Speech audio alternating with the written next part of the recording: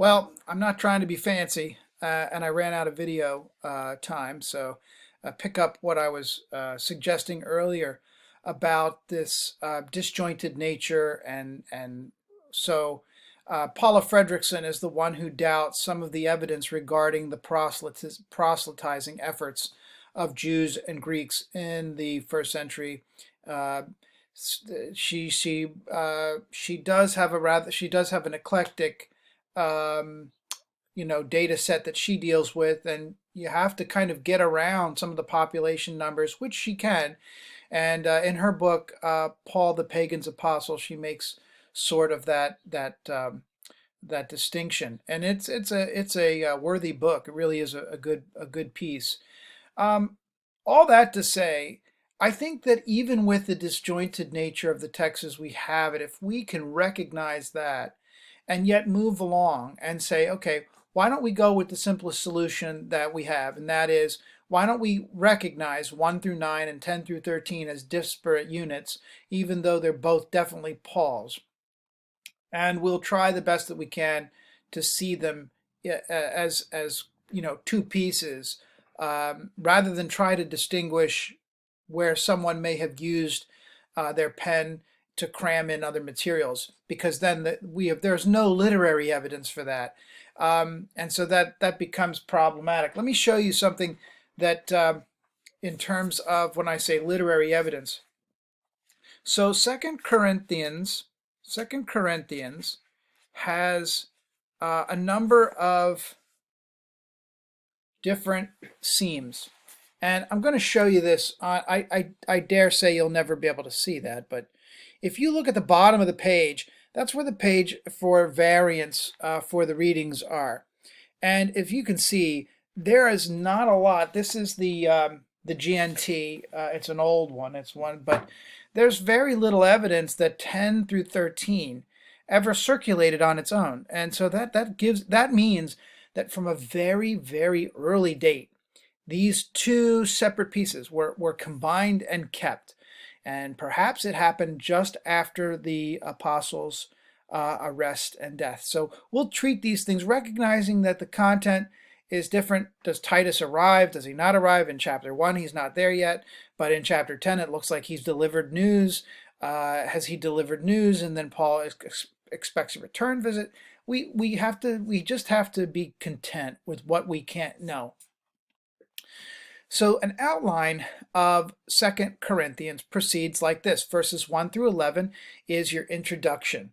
Paul sketches out his introduction to his letter, and then 1:12 through 7:4 is Paul's defense of his ministry. This really is the most important part, I believe. The two chunks, but 1:12 through 7:4 is Paul's defense of his own ministry. Now, there are some fantastically beautiful passages in 2 Corinthians 1:12 through 7:4. But the overall thematic unity has to do with Paul's defense. And then 7:5 through 9:15 is Macedonia. And then he's in Macedonia, which you could see from the map is north of Corinth.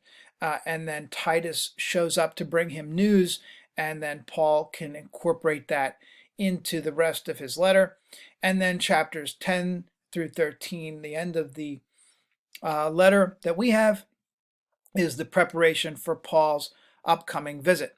Notice the graphic on the right hand side. This is the Isthmian Games. It's a beaker, or like a vial, a cup, with Hector and Achilles, key players in these games, because the gods and goddesses were revered, and there were you can look it up. Hector, of course, was a prominent figure in these games, so I've included that for you as a little image. In any case, let's take a look at a couple of passages from 2 Corinthians to get a feel for this letter. Remember from 1 Corinthians, if you're familiar with that text, the first thing that Paul has to deal with is division in the church. He's got people that are at odds with one another. They follow different people. They're not on the same page. There's competition there. People will take advantage of one another, even so far as eating too much at communion. And so Paul repeatedly has to tell these people to get a grip. This little image here, just a regular wrestling match that you might have expected to see at the Isthmian Games, and this is from the 2nd or the 3rd century BC. So here's Paul's text, and let me see if I can get the. Look how he starts this letter. This is chapter 1. Look at how many times the word consolation or consoles appears. 1, 2, 3, 4, 5, 6, 7, 8, 9, 10. 10 different times. Now, I should point out here that one of the things that I think it's essential when you're studying a text is that the translation in English has to keep to the text. You can't, like all the times, these 10 words for consolation are all 10 times the same word in the Greek.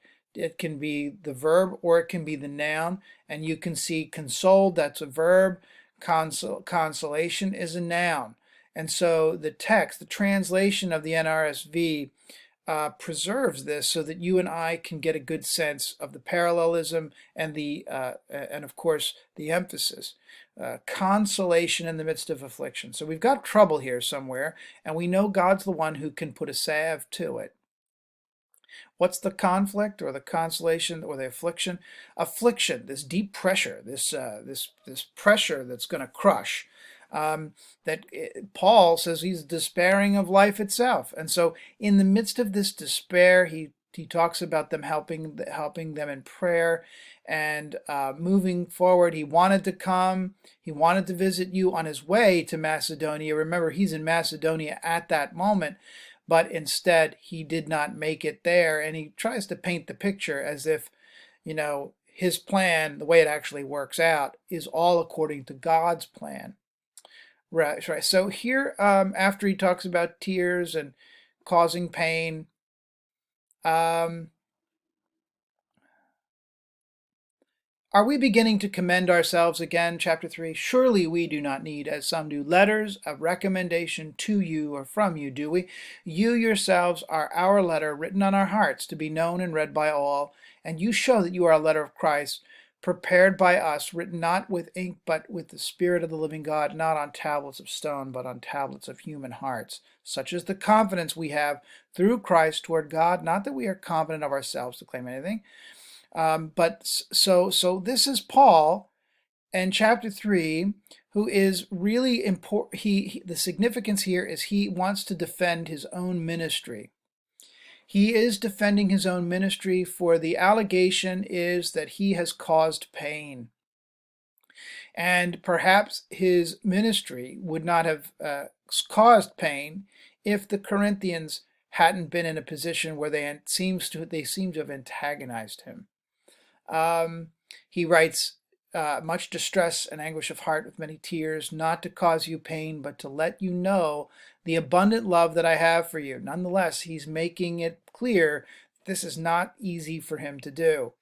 If anyone has caused pain, he has caused it to me, but not to me, but to some extent, not to exaggerate it, but to all of you. So he's talking about this, and he's clarifying his role. He's trying to discuss how it is. And then this image, I'm going to come back to this image, but look what he says here. For we are not peddlers of God's word like so many, but in Christ we speak as persons of sincerity, as persons sent from God and standing in the presence, in God's presence.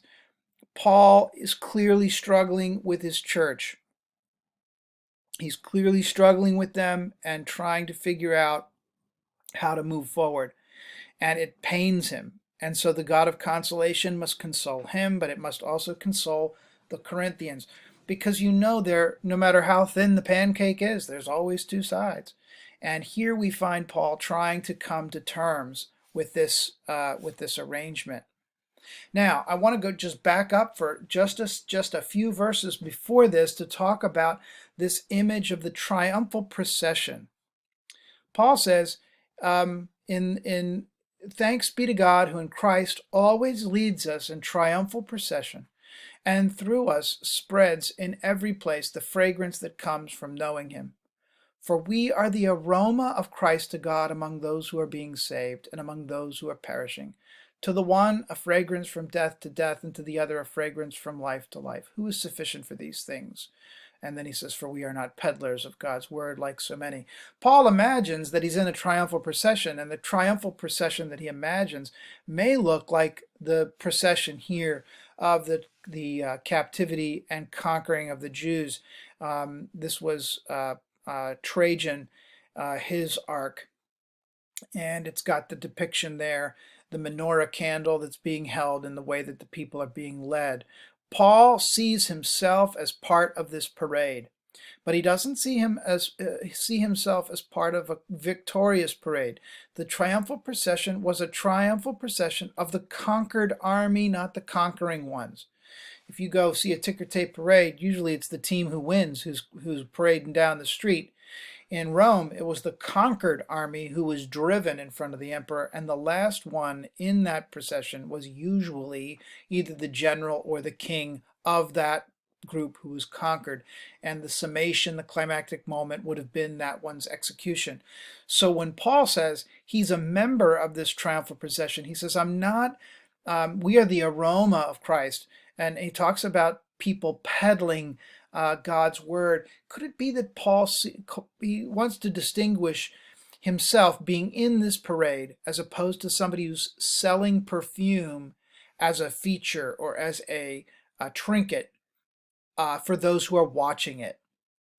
When you had a parade such as this, sometimes there was corpses that were brought through, sometimes there was things that did not smell very good. A conquered army was not a cared for army. And so there were people that used to peddle fragrances. Harold Attridge has an article about this that you might be interested in picking up and reading.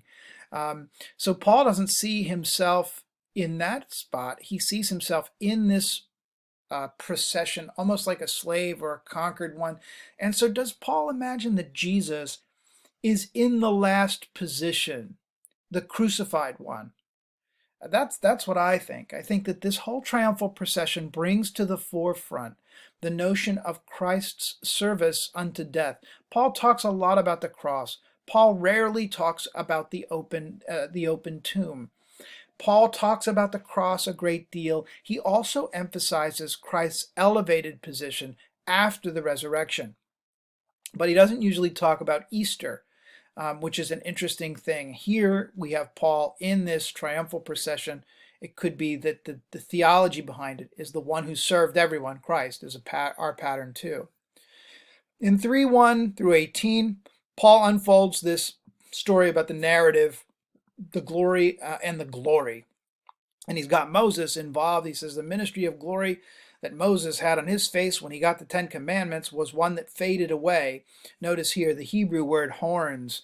It really displays the light shining behind Moses, which this cartoon draws reference to.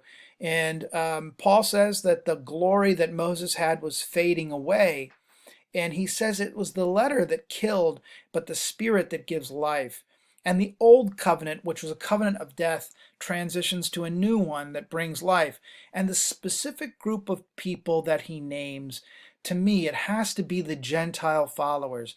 That if Jesus hadn't come, there would have been no hope for the Gentiles, since Moses' law systematically gives the Gentiles one option, which is no option. So the glory of God shining round about for Moses is the glory that abides, and that same glory is the one that Paul says is a part of Paul's ministry now because of what Jesus has done. Clearly, Jeremiah is in view, the new covenant, and also Exodus 34. And Paul, his midrash, his Jewish sermon on this passage, certainly indicates that kind of provenance. That's our second part for 2 Corinthians. We'll be back with one more. Thank you for listening. I hope you're enjoying it.